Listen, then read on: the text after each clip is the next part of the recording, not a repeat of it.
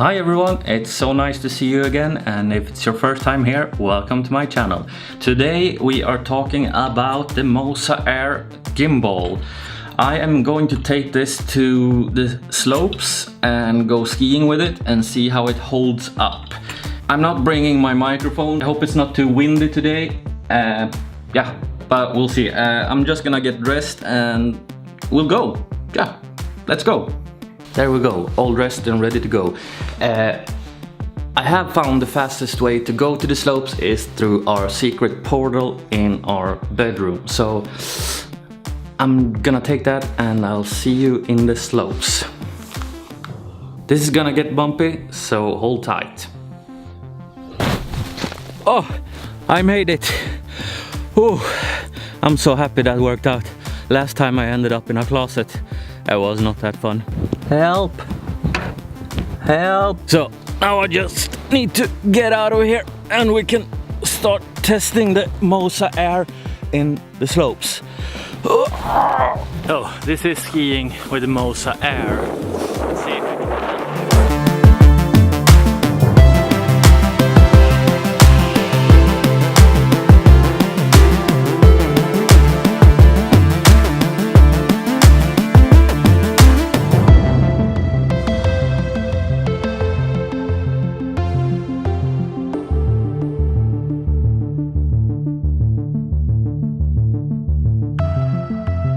I think it handled that pretty good, don't you think? Oh, gets quite heavy holding it, and yeah, these tripod thingies I have on, they are a little bit loose, so I have to tighten them in a bit. But other than that, I like this. I even have my flip screen out now, so I can see myself, and it works pretty good. I notice sometimes when you go too fast and there's a gust of wind, the wind resistance is too much, so the gimbal starts to tilt a little bit. It straightens up a few seconds later, so I really enjoy this. I also like the new auto calibration sequence they added in the latest firmware. You press the joystick button and hold it, and press the power button 3 times, and it will auto calibrate the motors to get you the best settings. You still need to calibrate it manually when attaching your camera though, but this helps so much.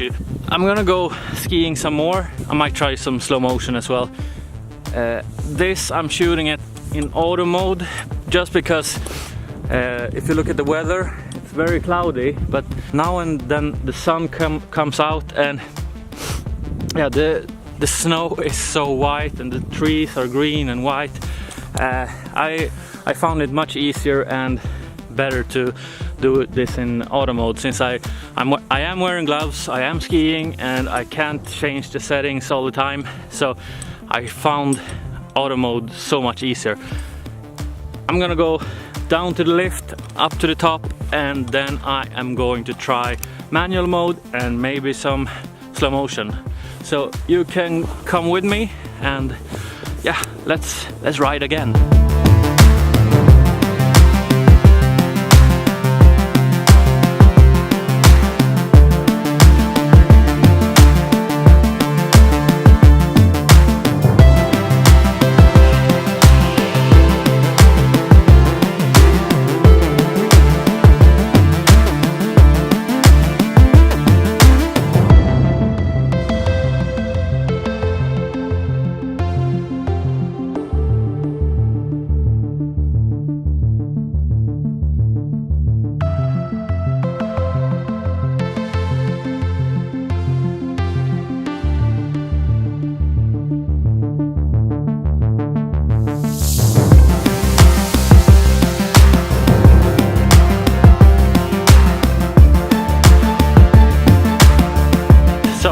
In the lift now, I made one kind of big mistake today. I didn't bring any external microphone, so the sound you're hearing is the Canon 80D's internal mic, and if this is usable at all, because there's quite a bit of wind today, I hope I can save it in post, but yeah, you'll notice if this is in the video or not. I got about 5 minutes of lift time now before I'm at the top, so let's speed things up.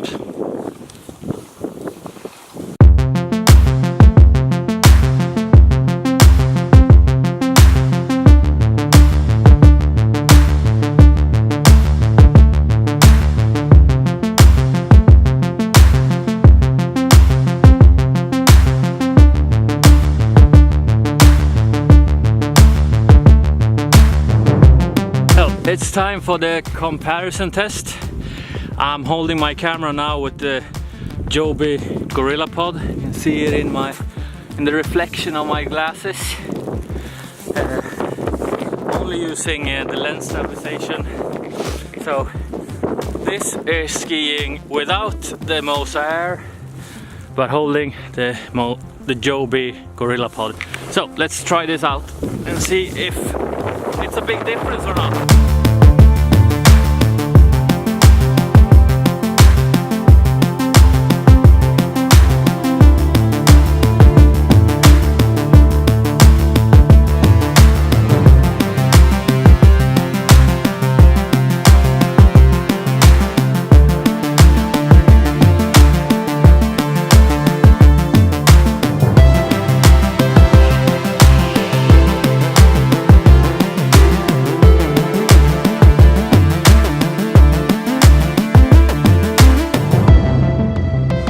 There we go. I skied the exact same line as with the Moza Air. Of course I can't tell you if it's better or not because I can't review the footage right now, but one thing is the GorillaPod, which I'm using now, makes it so much easier to hold the camera and move it around. The Moza Air, it's quite heavy, and even though I'm pretty used to holding my DSLR like this, it gets heavy after a while, and yeah, I didn't have as much control over where I was pointing, just because I didn't turn off the I don't know what that motion is when the camera goes like this. I should have, but at the same time I did want to be able to turn it and show some scenery, but with the GorillaPod, it's easy. I just can do like this, but it probably isn't as smooth as with the Moza Air.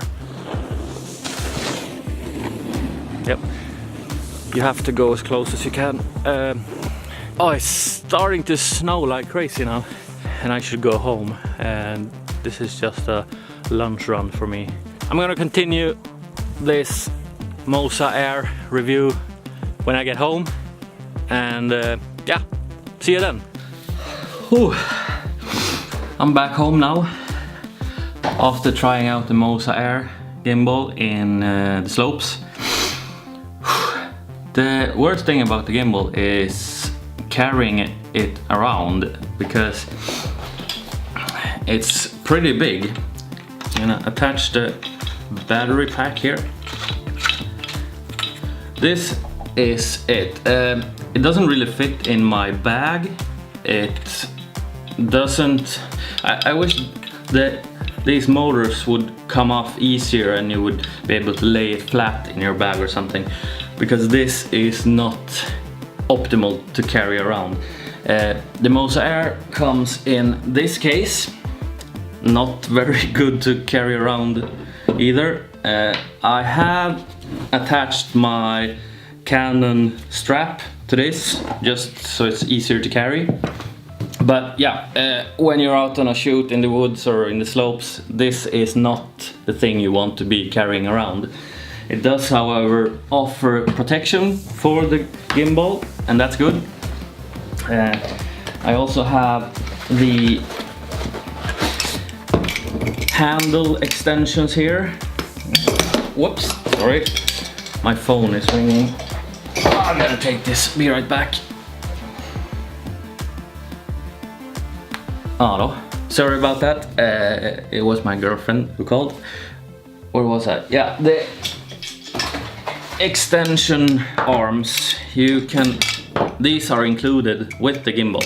You can attach this like this, attach it like this, and you got extra handles that go either way you want, and it's easier to control.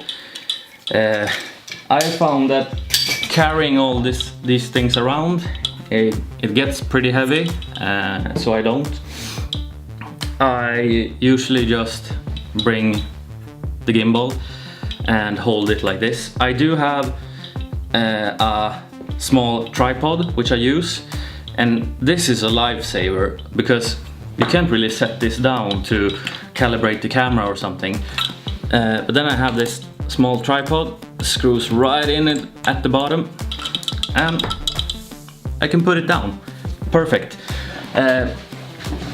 For carrying this around in the slopes, I have been able to fit it in my backpack, doing some special reordering, if you will. But lately I have been using this. It's my case for my tripod. It doesn't really fit that good. I have to take the gimbal apart, the battery pack and the small tripod, and it can fit in here. It's not optimal, but I can put this around it like this and carry the gimbal. So that works better than my backpack, but then again you get an extra bag to carry around. But it's still better than the hard case. The Moza Air is a 3-axis gimbal and I really like it. I use this with my Canon 80D, which I'm filming on right now. It gets quite heavy, especially when you're filming in the slopes without the extra handlebars like this. And holding it like this, yeah, it works. And I guess my arm gets stronger. That's a good thing, I guess. Setting it up is quite easy. I'm not gonna show that today, but in the latest firmware update they added a auto calibration thing, and that helps so much, especially when I'm out in the woods or the slopes. You just put your camera here, you set it up balanced, you start the gimbal, you hold the joystick remote here and click the power button 3 times, and it will auto calibrate the motors for your optimal settings, and it works great. I love it. The Moza Air runs on batteries. You get 3 batteries with this gimbal. I'm gonna show you. It looks like this. It's supposed to have a battery life of 12 hours. I don't think I have ever tried that out, because if I use the gimbal a lot in one day, I can see the battery power in the Moza Air app on my phone, and yeah, I charge it just to be sure I have enough juice for the next time. The Moza Air does have a remote, but I did not order that. It was kind of expensive and I didn't feel I had a use for the remote. But you're supposed to be able to steer the motors and do time-lapse, whatever. You can do that with your phone in some way as well. It works. In the Moza app you have the possibility to set and do time-lapses. You can set a pre-recorded path. You steer the gimbal with your phone like this. Let's say you want to do a pano time-lapse. You can set point A to point B, but you can also set point C if you want. And then you start the time-lapse and it's done. The gimbal itself, with battery, it weighs in at about 2.4 pounds or 1.1 kilograms, and it's quite powerful, this little thing. It supports cameras up to 7 pounds or 3.2 kilograms, and that's great. I could use my Nikon D500 if I wanted to. The only thing is that I think this might hit the motors, because the house on this one is pretty big. So I have yet to try that. I did try the D500 on my Geon Crane version 2 I bought earlier, but I don't know, that gimbal broke the first day of using it, so yeah, I don't believe in that one anymore. There's tons of supported cameras, and you get a few of these cables with which you connect to the camera, which enables you to control the recording, stop and start, and so on. I have had some issues with the Moza Air, not that many, but one thing I noticed was that when I had my camera set up, I had it calibrated. This is before the firmware with the auto calibration.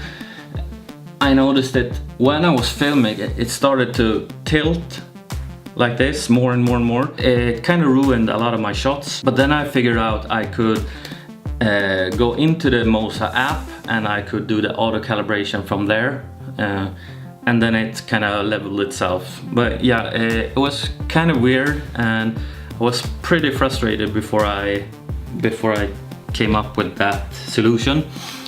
But now with the auto calibration, I do that every time I turn the gimbal on, even if I just turn it off and on for a few seconds, because that resets the auto calibration.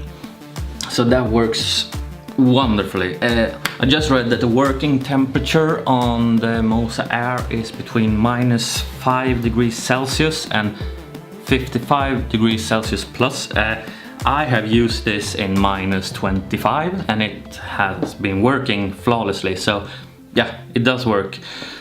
I think it's the battery life that's shortened by that cold weather, but yeah, I haven't noticed anything out of the ordinary in that cold anyway, so it works. It has a bunch of supported cameras. I'll leave a link to the Moza Air website in the description below, so you can check it out if you are thinking about buying one. The Moza Air is priced on the Moza Air website at $599. I don't know what that's in Sweden, but I did buy it a bit overpriced, I think.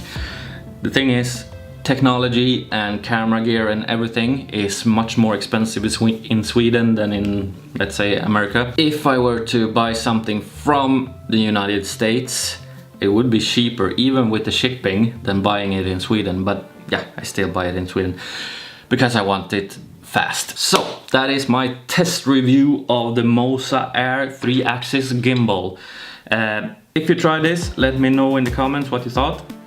I really like it, and I would definitely recommend this if you're thinking about buying a gimbal for your DSLR. If you have had any problems with it, let me know, or if you have any questions, I'll gladly answer them. Just leave a comment, and please like this video, and please subscribe. I love to talk to all of you, and I answer 99.9% of all comments I get.